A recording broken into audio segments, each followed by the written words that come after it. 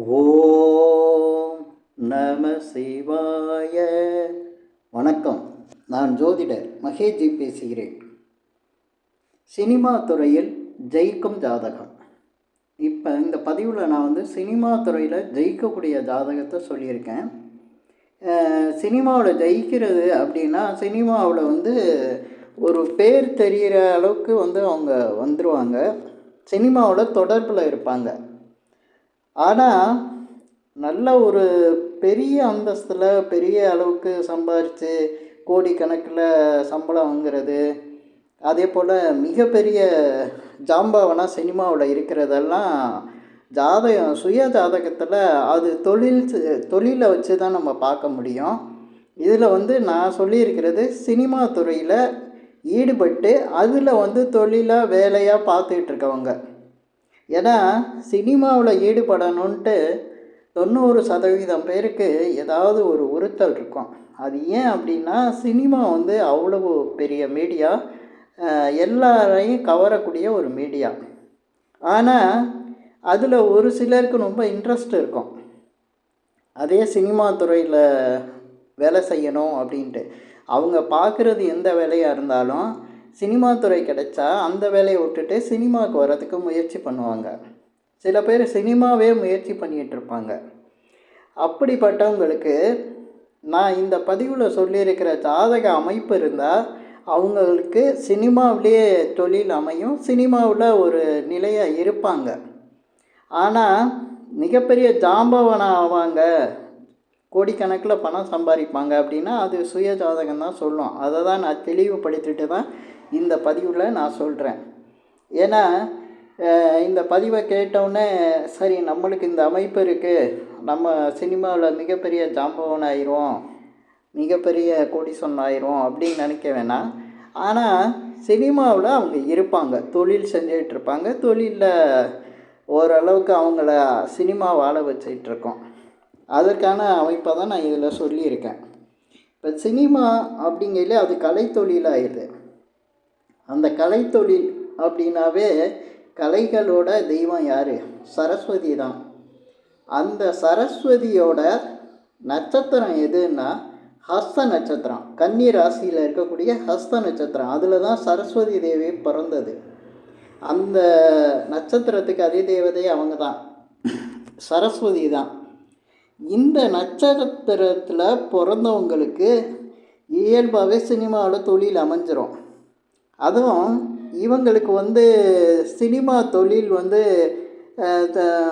அது தொழில் அவங்க ஜாதகத்தில் நல்லா இருந்தாங்கன்னா பெரிய கோடீஸ்வரன் ஜாம்பவனாகிடலாம். அப்படி இல்லாமல் இருந்தால் அவங்க தொழிலை சினிமாவில் அமைச்சிக்கிட்டு சினிமா துறையோடு சம்மந்தப்பட்டு இருப்பாங்க. இப்போ ஹஸ்த நட்சத்திரம் சொல்லியிருக்கேன். அதுக்கடுத்து கன்னி ராசி. கன்னி ராசியில் பிறந்தவங்களுக்கும் சினிமா தொடர்பு, சினிமா வேலைகளில் இருக்க முடியும். அதே போல் கன்னி லக்னத்தில் பிறந்தவங்களுக்கும் அந்த அமைப்பு இருக்கும். இதுக்கடுத்து 13ஆம் தேதி பிறந்தவங்க. ஏன் 13ஆம் தேதியை நான் குறிப்பிட்டு சொல்கிறேன் அப்படின்னா, 13ஆம் தேதி ராகுவோட நம்பர்னு நினைக்கிறீங்க, அதுவும் இருக்குது. ஆனால் அதை விட ஒரு சிறப்பு அந்த 13ஆம் தேதிக்கு இருக்குது. 13ங்கிற அந்த நம்பர் நட்சத்திர வரிசையில் பார்த்தோம்னா 13ஆவது நட்சத்திரம் தான் ஹஸ்த நட்சத்திரம். அதனால் ஹஸ்த நட்சத்திரத்தில் பிறந்தவங்களுக்கு சினிமா தொடர்பு வந்துடும். சினிமா சம்மந்தப்பட்ட துறையில் அவங்க இருக்கலாம், தொழில் செய்யலாம். அவங்களுக்கு அவங்க தொழில் அவங்க ஜாதகத்தை பொறுத்து அவங்களுக்கு உயர்வு தாழ்வு இருக்கும். ஆனால் இந்த 13ஆம் தேதி பிறந்தவங்களுக்கு சினிமா தொடர்பு அதிகமாக இருக்கும். சினிமாவில் தொழிலே செஞ்சுக்கிட்டு இருப்பாங்க. இதே போல் பார்த்திங்கன்னா இங்கிலீஷில் எம்முங்கிற எழுத்து, இந்த எழுத்தில் அவங்க பேர், ஒருத்தருடைய பேர் இன்சியலில் எம் வந்தாலோ அல்லது அவங்க முதல் எழுத்து எம்மா, அவங்க பேரில் முதல் எழுத்து எம்முன்னு ஆரம்பிச்சிருச்சுன்னா அவங்க சினிமா துறையில் இருப்பாங்க.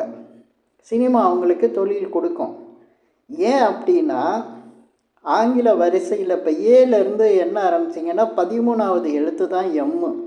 அந்த எழுத்து 13ஆவது எழுத்தாக வர்றதுனால இவங்களுக்கு நிச்சயமாக சினிமாவோட சம்மந்தப்படும். சினிமாவில் நிறைய ஆர்வமாக இருப்பாங்க. அதுலேயே தொழிலே அவங்க பார்ப்பாங்க.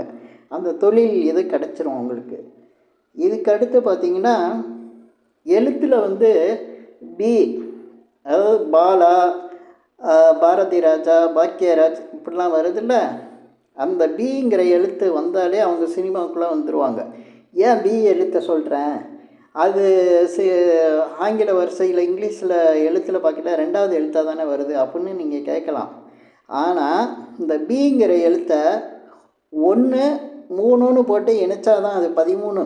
அந்த 13 வந்து ஒன்றா இணைச்சிங்கன்னா பிங்கிற எழுத்து வரும். அதனால தான் சினிமாவில் மிகப்பெரிய ஜாம்பவனாக இருக்கிற டைரக்டருக்கு பீம்சிங், பாரதி ராஜா, பாக்கியராஜ், பாலு மகேந்திரா, பாலச்சந்தர், பாக்கியராஜ், இன்னும் பாலா சார், எவ்வளோ பேர் எல்லாருமே இந்த பி எழுத்தில் தான் வந்திருப்பாங்க. இதை யாரும் கவனிச்சிருக்க மாட்டாங்க. இந்த பதிவில் நான் சொல்கிறேன். இது அந்த 13ங்கிற நம்பர் உள்ளே இருக்குது. அதனால தான் அவங்க சினிமாவில் பெரிய ஜாம்பவனை ஜெயிச்சிட்டு இருக்காங்க. அவங்களுக்கு தொழிலும் நல்லா அமைஞ்சிருக்கும். தொழில் ஜாதகத்தில் தொழில் நல்லா அமைஞ்சிருக்கும். அது சுய ஜாதகத்தில் தான் தெரியும். அதை வச்சு சினிமாவில் அவங்க மிகப்பெரிய, ஏன்னா இந்த 13 சேர்ந்துருச்சு அவங்கள்ட்ட. இதனால் வந்து இவங்களுக்கு சினிமாத்துறை ஜெயிக்கும். அதே போல் இந்த அஸ்த நட்சத்திரங்கிறது சந்திரனோட நட்சத்திரம். அதனால் சந்திரனோட மற்ற 2 நட்சத்திரம் இருக்குது. அதில் பிறந்தவங்களும் சினிமாவில் தொழிலில் இருப்பாங்க, தொழிலில் ஜெயிக்கலாம். அஸ்தம், திருவோணம், ரோஹிணி, இந்த 3 நட்சத்திரம். அதே போல் புதன், இந்த புதன்கிழமை பிறக்கிறவங்க, ஏன்னா கன்னிராசி வந்து புதனாக வருது. புதன்கிழமை பிறக்கிறவங்க 6ஆம் தேதி பிறக்கிறவங்க. ஏன் 6ஆம் தேதியை சொல்கிறேன் அப்படின்னா 6வது ராசி அது. மேஷத்துலேருந்து பார்த்தா 6வது ராசி. அந்த 6ஆம் தேதி பிறக்கிறவங்களுக்கும் சினிமா வந்துடும். சினிமாவில் தொழில் செய்வாங்க.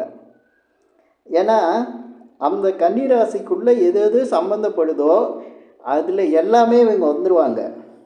அதே போல் புதனோட நட்சத்திரத்தில் பிறக்கிறவங்க, இப்போ ஆயில்யம், கேட்டை, ரேவதி, இவங்களும் சினிமாவில் தொழில் செஞ்சிட்ருப்பாங்க. ஏற்கனவே நான் இன்னொரு நட்சத்திரம் சொல்லியிருக்கேன், சந்திரனோட நட்சத்திரம். அதாவது ஃபஸ்ட்டு வந்து ரோஹிணி, அஸ்தம், திருவோணம், இந்த 3 நட்சத்திரத்தில் பிறந்தவங்களும் சினிமாவில் ஜெயிப்பாங்க. ஏன்னா அந்த 13வது நட்சத்திரம் சந்திரனோட நட்சத்திரம். அந்த வீடு கன்னி ராசிங்கிறது 6வது வீடு. அதனால் 6ஆம் தேதி அந்த வீட்டு அதிபதி புதன். அந்த புதனோட நட்சத்திரங்கள் அதுதான் ஆயில்யம், கேட்டை, ரேவதி சொல்லிட்டேன். இந்த நட்சத்திரத்தில் பிறக்கிறவங்க இவங்களுக்கெல்லாம் சினிமாவில் தொழிலாக அமைஞ்சிரும். முயற்சி பண்ணாங்கன்னா அவங்க சினிமா தொழில் தான் பண்ணிக்கிட்டு இருப்பாங்க. அதே போல் அதிக கிரகங்கள் கன்னி ராசியிலே இருக்கிறது. அது எப்படின்னா, இப்போ 3 கிரகம் 4 கிரகம்லாம் ஒரு கட்டத்தில் இருக்கும். சிலருக்கு பார்த்திங்கன்னா ஒவ்வொரு கிரகம் தான் ஒரு கட்டத்தில் இருக்கும். 2 கிரகம் கன்னி ராசியில் இருக்கும். அப்போ அவங்களுக்கு எந்த கிரகங்கள் வந்து அதிகமாக கன்னி ராசியில் இருந்ததுன்னா அவங்களும் சினிமா துறைக்கு வந்துடுவாங்க. இப்போ நான் சொன்னது ஏதோ நிறைய சொன்ன மாதிரி தெரியும். ஆனால் நான் சுற்றி சொல்கிறது எல்லாமே கன்னி ராசிக்குள்ளே தான் சொல்கிறேன். கன்னி ராசி, கன்னி லக்னம், அந்த அஸ்த நட்சத்திரம் புதனோட நட்சத்திரம். அதே போல் 13ஆம் நம்பரு, ஏன்னா அது 13வது நட்சத்திரம். இது தாங்க சினிமா துறையில் வந்து தொழிலாக வேலையாக செய்கிறவங்களுக்கு, இப்போ இருக்கவங்களுக்கு அத்தனை பேருக்கும் இந்த தொடர்பு இருக்குங்க. இந்த தொடர்பு இல்லாமல் சினிமா துறையில் வந்து இருக்க மாட்டாங்க. நான் இப்போ சொன்ன பதிவில் எப்போவுமே ஜோதிடங்கிறது 90% தான் கரெக்டாக இருக்கும். ஒரு 10% வேறு சில தவறுகளால் அது வந்து இதில் சரியாக நம்ம புரியாமல் பார்த்துக்கிட்டு இருப்போம். ஆனால் கிட்டத்தட்ட 90% நான் சொன்னது அப்படியே இருக்கும். இப்போ இருக்கவங்களில் எடுத்து பாருங்கள், மிக சரியாக கரெக்டாக சொல்லியிருக்கேன். இந்த இதில் இருக்கவங்க மட்டும் மற்ற வேலைகளை விட்டுட்டு சினிமா துறையில் வந்தாங்கன்னா தொழில் பார்க்கலாம்.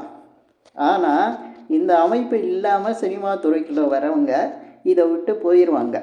சினிமா துறை அவங்களுக்கு சரியாக வராது, செட் ஆகாது. அதுக்கு தான் நான் இந்த பதிவில் இவ்வளோ தெளிவாக சொல்லியிருக்கேன். அதே போல் சினிமா துறையில் இந்த மாதிரி நான் சொன்ன இந்த அமைப்புகள்லாம் இருந்தது. இப்போ நான் என்னென்ன சொன்னனோ, இந்த நட்சத்திரம், ராசி, எழுத்து, பிறந்த தேதி இதெல்லாம் சொல்லியிருக்கேன்ல, இதெல்லாம் அமைஞ்சிருச்சு. ஆனால் தொழில் அமைப்பு இருக்கா? நாங்கள் பெரிய ஜாம்பவனாக ஆக முடியுமா? கோடீஸ்வரனாக ஆக முடியுமா? சினிமாவில் சொன்னோடனே அடையாளம் தெரியக்கூடிய அளவுக்கு பெரிய சூப்பர் ஸ்டார் அந்த லெவலில் உடனே தெரியுமாங்களே, அப்படி மிகப்பெரிய கோடீஸ்வரனாக ஜெயிக்க முடியுமா அப்படின்னா அவங்க சுய ஜாதகம் அதையும் காட்டிடும். அந்த ஜாதகத்தில் அவங்களுக்கு தொழிலாக எதை அமைச்சு கொடுத்துருக்கோ கிரகங்கள், அந்த தொழிலும் இந்த தொழிலும் செட் ஆயிடுச்சுன்னா மிகப்பெரிய அளவுக்கு செட் ஆயிரும். அதில் தான் வரும். அப்படி இல்லாமல் தொழிலும் இந்த பிறந்த தேதியும் மற்ற நட்சத்திர அமைப்பும் இருந்ததுன்னா சினிமாவில் ஈடுபட்டாங்கன்னா ஏதோ கொஞ்சம் தொழில் பண்ணிகிட்டு இருப்பாங்க. அவங்களுக்கு தேவையான அளவுக்கு சினிமாவிலேருந்து வருமானம் கிடைக்கும். மற்றபடி பெரிய அளவுக்கு பிரைட்டாக புகழ் கிடைக்காது. அது அப்படி புகழும் பணமும் இருந்தால் மட்டும்தானே சினிமாவில் மிகப்பெரிய ஒரு இடத்த பிடிக்க முடியும். ஏன்னா பொதுவாக சினிமா துறைங்கிறது மீடியா துறையால் இருக்குது. இதில் புகழ் தான் பெரிய அளவுக்கு பணத்தையே கொடுக்குது. ஜெயிக்கணும்னா புகழ் அடையணும். புகழ் அடைகிறதுக்கு ஜாதகத்தில் வாய்ப்பு இருக்கணும். அந்த வாய்ப்பு இருந்தால் மட்டும்தான் சினிமாவில் ஜெயிக்க முடியும். அது மாதிரி ஜாதக அமைப்பு இருந்ததுன்னா மிகப்பெரிய அளவுக்கு அதிர்ஷ்டசாலிகளாக தான் இருப்பாங்க. இந்த பதிவில் நான் சொல்லியிருக்கிற விஷயங்கள் ரொம்ப நுணுக்கமாக நான் எடுத்து ஆராய்ஞ்சு தான் சொல்லியிருக்கேன். நீங்கள் சினிமா துறையில் இருக்கிறவங்க இந்த பதிவை கேட்டால், சினிமா துறைக்கு வரப்போகிறவங்க இந்த பதிவை கேட்டால் செக் பண்ணி பாருங்கள். உங்கள் ஜாதகத்தில் வச்சு இதை நீங்கள் செக் பண்ணி பார்த்தீங்கன்னா உங்களுக்கு இந்த சினிமா துறையோட உங்களுடைய கனவுகள் எப்படி இருக்கும், உங்களுடைய எதிர்காலம் எப்படி அப்படிங்கிறத நீங்களே தீர்மானிச்சிடலாம். ஏன்னா நான் சொல்லியிருக்கிற இந்த தொடர்புகள் உங்கள் ஜாதகத்தோட ஏதோ ஒரு வகையில் எல்லாமே இருக்கணும்னு கிடையாது. ஏதோ நான் சொன்னதில் இப்போ 13ஆம் தேதி பிங்கிற எழுத்து, எம்முங்கிற எழுத்து, கன்னி ராசி, கன்னி லக்னம், புதன்கிழமை பிறந்தவங்க, 6ஆம் தேதி பிறந்தவங்க, அதே போல் 13ஆம் தேதி பிறந்தவங்க, அதே போல் கன்னி ராசியில் அதிக கிரகங்கள் இருக்கிறவங்க, நட்சத்திரத்தில் 6 நட்சத்திரம் சொல்லியிருக்கேன். புதனோட நட்சத்திரம் ஆயில்யம், கேட்ட, ரேவதி. சந்திரனோட நட்சத்திரம் ரோஹிணி, அஸ்தம், திருவோணம். இந்த மாதிரி இந்த நட்சத்திரங்களில் பிறந்தவங்க இந்த பதிவை கேட்டுட்டு நீங்கள் நல்ல முடிவை எடுத்துக்கலாம். இந்த பதிவில் நான் சொல்லியிருக்கிற விஷயங்கள் உங்களுக்கு பிடிச்சிருந்தா ஷேர் பண்ணுங்கள், லைக் பண்ணுங்கள். அதே போல் இந்த சேனலுக்கு சப்ஸ்கிரைப் பண்ணுங்கள். என்கிட்ட ஜாதகம் பார்க்கணுன்னா மட்டும் கீழே இருக்க என் நம்பருக்கு கால் பண்ணுங்கள். நன்றி, வணக்கம்.